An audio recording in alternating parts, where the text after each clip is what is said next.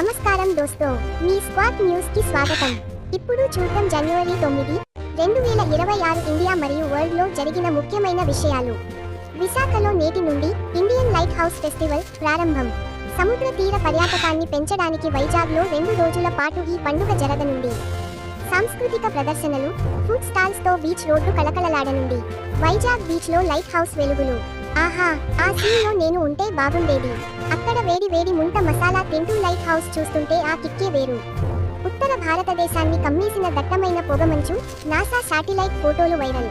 గంగా పరివాహక ప్రాంతం మొత్తం తెల్లటి మంచు దుప్పటి కప్పుకున్నట్లు నాసా ఫోటోలను విడుదల చేసింది.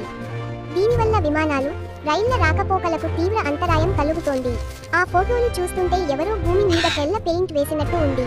ఢిల్లీ వాళ్ళు మాత్రం మేము మనుషులమా లేక మంచు బొమ్మలమా అని ఫీల్ అవుతున్నారు. ప్రవాస భారతీయ దివస్ ఎన్ఆర్ఐలకు ప్రధాని మోదీ శుభాకాంక్షలు. మహాత్మా గాంధీ దక్షిణాఫ్రికా నుండి తిరిగి వచ్చిన రోజైన జనవరి 9ని పురస్కరించుకుని ప్రభుత్వం ఈ దినోత్సవాన్ని జరుపుతోంది.